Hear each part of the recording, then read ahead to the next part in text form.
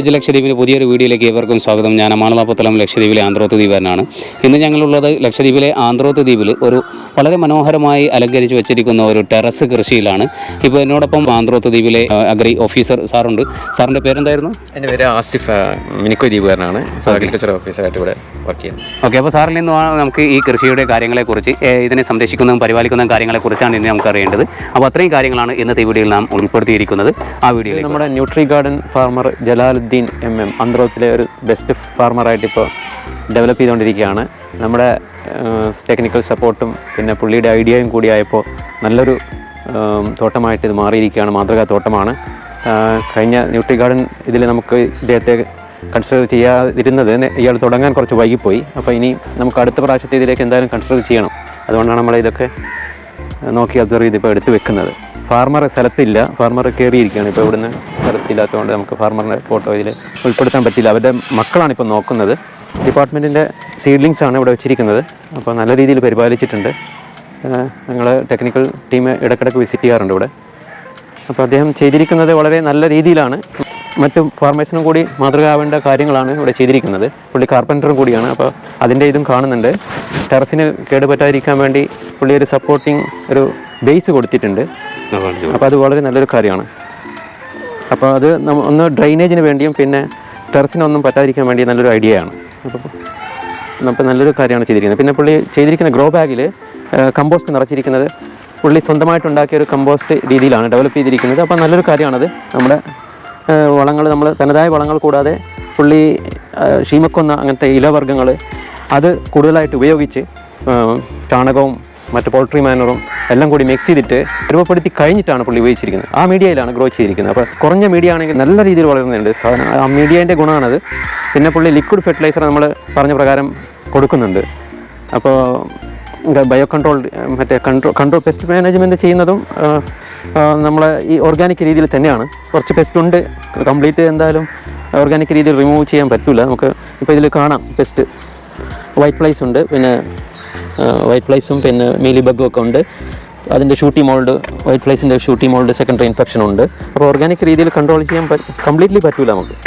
എന്നാലും ഒരുവിധം എക്കണോമിക് ലെവലിൽ പുള്ളി നിർത്തിയിട്ടുണ്ട്. അപ്പോൾ ഇടയ്ക്കിടയ്ക്ക് ഇതൊക്കെ ആഴ്ചയിൽ ഒരിക്കലും ഇങ്ങനെ കൊടുക്കുന്നത് കൊണ്ടാണ് ഇത്രയും നിൽക്കുന്നത്. ഓർഗാനിക് കൺട്രോൾ പുള്ളി ഉപയോഗിച്ചിരിക്കുന്നത് നീം ലീഫാണ്. നീം ലീഫ് കംപ്ലീറ്റ് എടുത്തിട്ട് അത് ജ്യൂസാക്കി എടുത്തിട്ട് അതിൻ്റെ കൂടെ വെളുത്തുള്ളിയും കൂടി ചതച്ച് അതിൻ്റെ നീര് യോജിപ്പിച്ചിട്ടാണ് അടിച്ച് കൺട്രോൾ ചെയ്യുന്നത് പെസ്റ്റ്. അപ്പോൾ എന്തായാലും നല്ല രീതിയിൽ ചെയ്യുന്നുണ്ട്. നല്ല കാര്യം.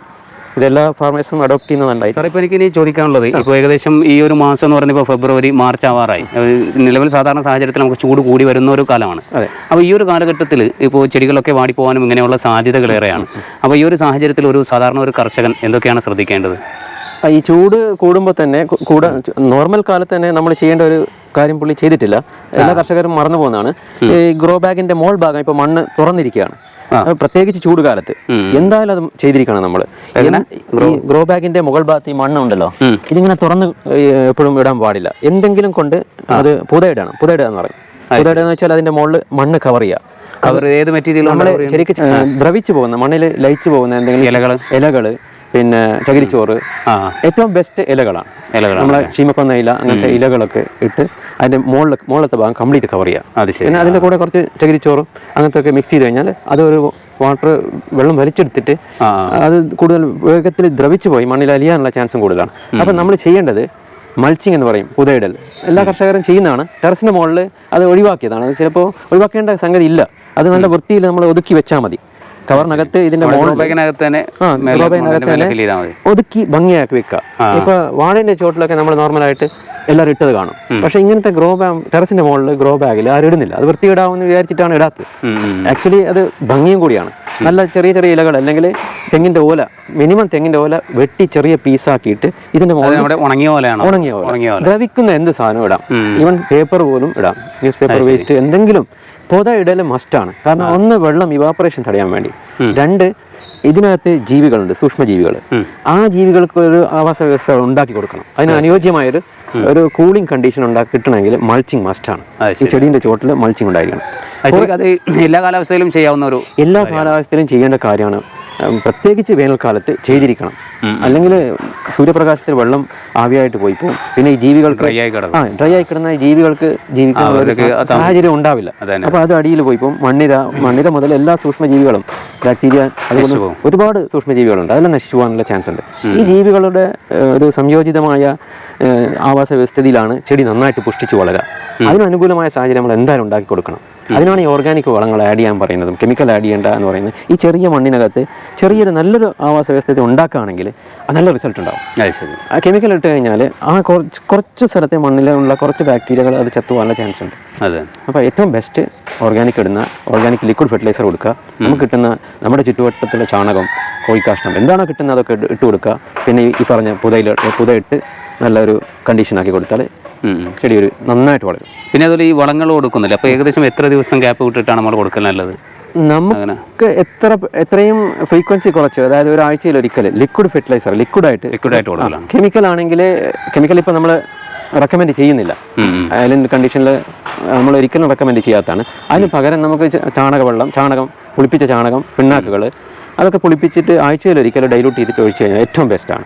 പിന്നെ നമ്മൾ ഓർഗാനിക് ആയിട്ട് ബൾക്കായിട്ട് കൊടുക്കുന്ന ആദ്യത്തെ മിക്സിങ്ങിലാണ് ശരിക്കും കൊടുക്കേണ്ടത്. ആദ്യത്തെ മിക്സിങ്ങിൽ കൊടുക്കുക, മാക്സിമം കൊടുക്കുക. അത് കഴിഞ്ഞിട്ട് കുറച്ച് മുകളിൽ ചാണകം, അതിൻ്റെ മുകളിൽ മറ്റേ പുതയിട്ട് അതിൻ്റെ മുകളിൽ ഇട്ട് കൊടുക്കുക, അല്ലെങ്കിൽ അതിൻ്റെ കൂടെ മിക്സ് ചെയ്ത് കൊടുക്കുക. മിക്സ് ചെയ്തിട്ട് ആ മിക്സർ തന്നെ പുതയിടാൻ ഉപയോഗിക്കുക. ഓർഗാനിക് കണ്ടന്റ് കൂട്ടുക, പിന്നെ കവറിങ് കൊടുക്കുക. ഇത്രയും ചെയ്ത് കഴിഞ്ഞാൽ ചെടി നന്നായിട്ട് പുഷ്ടിച്ച് വളർന്നോളും. ഏത് കണ്ടീഷനിൽ സർവൈവ് ചെയ്യും. പിന്നെ അതുപോലെ ഈ ഇലകളുടെയൊക്കെ സംരക്ഷണത്തിന് എന്താണ് നമ്മുടെ ഏറ്റവും നല്ലത്? ഇലയിൽ വരുന്ന 2 പ്രശ്നങ്ങളേ ഉള്ളൂ. വേനൽക്കാലത്ത് ഡിസീസ് വരില്ല. വേനൽക്കാലത്ത് വരുന്നത് പെസ്റ്റ് നന്നായിട്ട് കൂടും. ഇപ്പോൾ ഇതിൽ തക്കാളിയിൽ പെസ്റ്റ് ഉണ്ട്. തക്കാളിയിലെ പെസ്റ്റ് ഇപ്പം ലീഫ് മൈനർ ഇത് ചൂട് കാലത്ത് ഏത് കാലത്തും ഉണ്ടാവും തക്കാളിയിൽ, പക്ഷെ ചൂട് കാലത്ത് കൂടുതലായിട്ട് കാണും. പിന്നെ ഡിസീസ് എന്ന് പറയുന്ന സംഗതി മഴക്കാലത്ത് മാത്രമാണ് അധികം ഉള്ളത്, പിന്നെ മഞ്ഞുകാലത്ത് ഉണ്ടാവും. ചൂട് കൂടുമ്പോൾ ഡിസീസ് കുറയും. പെസ്റ്റിന്റെ കാര്യം മാത്രം നമ്മൾ ശ്രദ്ധിച്ചാൽ മതി. അതിനെന്താ ചെയ്യേണ്ടത്? പെസ്റ്റിനെ നമ്മളിപ്പോൾ എല്ലാ ദിവസവും ഒന്നാമത്തെ കാര്യം നമ്മൾ വാച്ച് ചെയ്യണം. ദിവസവും ചെടീൻ്റെ ചോട്ടിൽ നമ്മൾ ഒബ്സർവേഷൻ വരണം. അപ്പം എല്ലാ പെസ്റ്റും വന്ന് കൂടി ഒരു ലോഡാവുന്നതിന് മുമ്പ് കുറച്ച് കൺട്രോൾ ചെയ്യാൻ നമുക്ക് കഴിയണം. അപ്പോൾ ദിവസവും ഒബ്സർവ് ചെയ്താൽ, ദിവസവും കയറി ഒരു റൗണ്ട് അടിച്ചു കഴിഞ്ഞാൽ നമുക്ക് ഏകദേശം മനസ്സിലാവും എന്തൊക്കെ പുതിയ പുതിയ പെസ്റ്റ് വന്നിരിക്കുന്നത്. അപ്പോൾ വൈറ്റ് ഫ്ലൈസ് വരികയാണെങ്കിൽ നമുക്ക് എന്തെങ്കിലും white flies any pest repellent ആയിട്ടുള്ള ഓർഗാനിക് മെയിൻ അടിക്കുന്ന റിപ്പലൻ്റ് ആയിട്ടുള്ള ഇതാണ് ആക്ഷന് വേണ്ടിയാണ്. അപ്പോൾ ഓർഗാനിക്കിൻ്റെ നീം ഓയിൽ പിന്നെ അറിയാമല്ലോ എല്ലാവർക്കും. നീം ഓയിൽ, പിന്നെ ഗാർലിക് അതിൻ്റെ ജ്യൂസ്, എന്ത് ഓർഗാനിക് ആയിട്ട് കൺട്രോൾ ചെയ്യാൻ പറ്റും അതൊക്കെ ആഴ്ചയിൽ ഒരിക്കൽ സ്പ്രേ ചെയ്യണം. ആഴ്ചയിൽ ഒരിക്കൽ മിനിമം. റിപ്പലൻ്റ് കെമിക്കൽ പോലെ നമുക്ക് അത്ര ലോങ് ലാസ്റ്റിംഗ് ഉണ്ടാവില്ല അത്. അപ്പോൾ അത് ആഴ്ചയിൽ ഒരിക്കൽ അടിച്ചു കൊടുത്താൽ ഒരു റിപ്പലൻ്റ് ആക്ഷൻ ഉണ്ടാവും. പെസ്റ്റ് വന്നിരിക്കും, അതിന് അത്ര നല്ല ഒരു കണ്ടീഷൻ ഉണ്ടാവില്ല, ഇരിക്കാനുള്ള ഒരു ഫേവറബിൾ കണ്ടീഷൻ ഉണ്ടാവില്ല. ഈ നീമോയിൻ്റെ ഒരു എഫക്റ്റും സ്മെല്ലും. അപ്പോൾ എന്തെങ്കിലും ഇങ്ങനത്തെ പെസ്റ്റിസൈഡ് ആഴ്ചയിൽ ഒരിക്കൽ അടിച്ചുകൊണ്ടിരുന്നാൽ ഒരുവിധം പെസ്റ്റൊക്കെ അകന്ന് നിൽക്കും. ഈ നീമോയിലിൻ്റെ കൂടെ ഡിറ്റർജൻറ്റ് എന്തെങ്കിലും മിക്സ് ചെയ്യും? നീമോയിലിൻ്റെ കൂടെ എന്ത് അടിക്കുമ്പോഴും ഒരു വെറ്റിംഗ് ഏജന്റ്, അതായത് പിടിച്ചു നിർത്താൻ വേണ്ടി. ഇല മിക്കവാറും ഇലകൾ സ്മൂത്ത് ആയിരിക്കും, ഈ അടിക്കുന്ന സാധനം ഒന്നും പിടിക്കൂല. അപ്പം നമ്മൾ വെറ്റിംഗ് ഏജന്റ് ആയിട്ടാണ് ഈ സോപ്പ്, ബാർ സോപ്പ് അല്ലെങ്കിൽ ഷാമ്പു എന്തെങ്കിലും കുറഞ്ഞ തോതിൽ അതിൻ്റെ കൂടെ മസ്റ്റായിട്ട് ആഡ് ചെയ്യണം. നീമോയിൽ അടിക്കുകയാണെങ്കിൽ ആദ്യം മിക്സ് ചെയ്യണം. നമ്മൾ 5 ml നീമോയിൽ എടുത്തിട്ട് അതിൻ്റെ കൂടെ ഒരു 5 grams അല്ലെങ്കിൽ ഒരു സ്പൂണ് നമ്മളെ ഹാൻഡ് വാഷ് അത് നല്ലോണം മിക്സ് ചെയ്യാം. മിക്സ് ചെയ്തിട്ട് അങ്ങനെ ആകുമ്പോൾ മിക്സിങ് നടക്കും, പിന്നെ ഇതിൽ ഒട്ടിപ്പിടിക്കുകയും ചെയ്യും. ഓയിൽ ഏത് ഓയിലും വെള്ളമായിട്ട് മിക്സിങ് കുറച്ച് ബുദ്ധിമുട്ടാണ്. അപ്പോൾ ഈ സോപ്പ് ഇട്ട് കഴിഞ്ഞാൽ അത് മിക്സിങ് വരുന്ന പെസ്റ്റ് വൈറ്റ് ഫ്ലൈസ് ആണ്. ദ്വീപിലെ കണ്ടീഷനിൽ തെങ്ങിന് വരുന്ന വൈറ്റ് ഫ്ലൈസ് ഇതിനും വരും.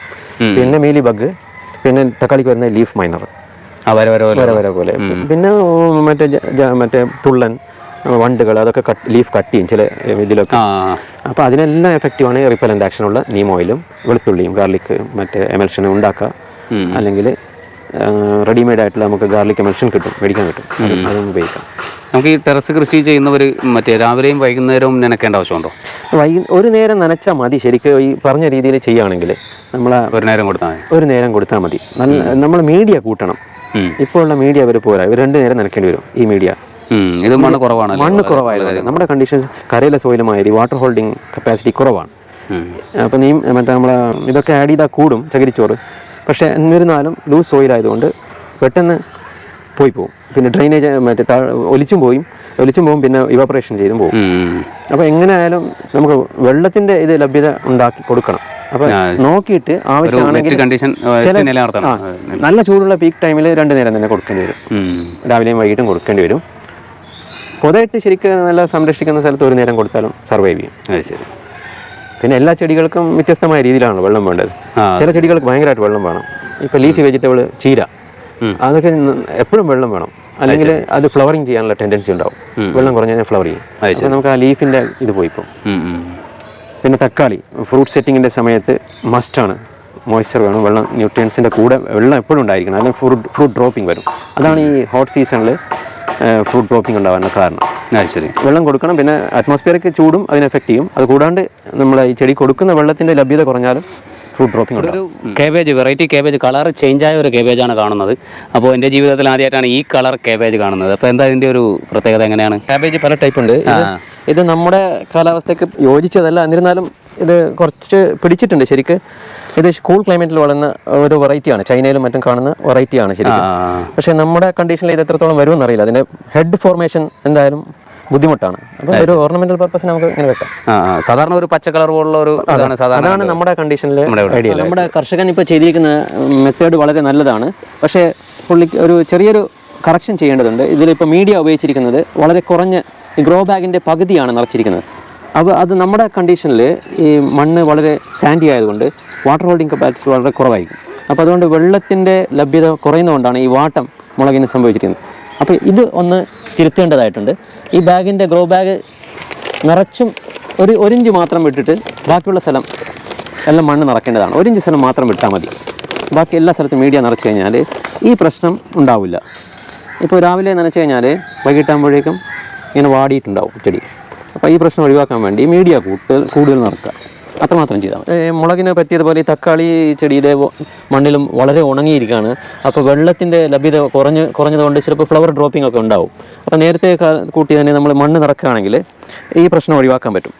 തക്കാളിൻ്റെ കേസിൽ പിന്നീട് മണ്ണ് നിറച്ചാലും കുഴപ്പമില്ല, മണ്ണ് എത്തുന്ന സ്ഥലത്ത് വേരിറങ്ങും. പക്ഷേ മറ്റു ക്രോപ്പ് വഴുതിന പിന്നെ മുളക്, ചീര, ഇതിലൊന്നും പിന്നീട് മണ്ണ് നിറച്ചുകൊണ്ട് ഒരു കാര്യവുമില്ല. അപ്പോൾ ആദ്യം തന്നെ ഫില്ല് ചെയ്യണം. ഈ ചീര നോക്കിയപ്പോൾ വളരെ കുറച്ചേ ഉള്ളൂ. ഈ ചീര ആണെങ്കിൽ നന്നായിട്ട് വളരേണ്ട സംഭവമാണ്. ഇത് നമ്മുടെ നാടൻ ചീരയാണ്. അപ്പോൾ ഇതിന് മീഡിയ കൂടുതലുണ്ടെങ്കിൽ നല്ല വളർച്ചയായിരിക്കും, നല്ല പുഷ്ടിയോടുകൂടി വളരും. അപ്പോൾ ഈ വൈകിട്ടാകുമ്പോഴേക്ക് ഇത് ഉണങ്ങിക്കിടക്കുന്നത്. അപ്പോൾ അതുകൊണ്ടാണ് ഈ തക്കാളി വളരെ കുറഞ്ഞ മീഡിയ ആയതുകൊണ്ടാണ് ഇതിൻ്റെ ഗ്രോത്ത് ശരിക്കും കിട്ടാത്തത്. അപ്പോൾ നമ്മൾ അത് ശരിക്കും മീഡിയ കൊടുക്കുകയാണെങ്കിൽ നല്ല ഗ്രോത്തും വാട്ടർ ഹോൾഡിംഗ് കപ്പാസിറ്റി എല്ലാം വേണ്ട രീതിയിൽ നടത്താൻ പറ്റും. ആന്ത്രോത്ത് ദ്വീപിൽ ഒരു വളരെ മനോഹരമായ ഒരു ടെറസ് കൃഷിയാണ് നമ്മളിപ്പോൾ കണ്ടത്. നമുക്ക് അതുമാത്രമല്ല, നമുക്കിപ്പോൾ നമ്മുടെ ആന്ത്രോത്ത് ദ്വീപിലെ അഗ്രി യൂണിറ്റിലെ അഗ്രി ഓഫീസർ ഇതിൻ്റെ വിശദമായ രീതിയിൽ വളരെ നല്ല രീതിയിൽ കാര്യങ്ങൾ പറഞ്ഞു തന്നിട്ടുണ്ട്. അപ്പോൾ എങ്ങനെ ഇതിനെ പരിപാലിക്കണം, നല്ല രീതിയിൽ എങ്ങനെ കൊണ്ടുപോകണം, വളങ്ങൾ എങ്ങനെ കൊടുക്കണം, അതിനെങ്ങനെ സംരക്ഷിക്കണം എന്നുള്ള ഒരു ഐഡിയ നിങ്ങൾക്കിപ്പോൾ ലഭിച്ചു എന്ന് വിചാരിക്കുകയാണ്. അപ്പോൾ തൽക്കാലം ഞാൻ ഈ വീഡിയോ ഇവിടെ വൈൻഡപ്പ് ചെയ്യണം. അടുത്ത വീഡിയോയുമായി കാണുന്നതായിരിക്കും. ബൈ.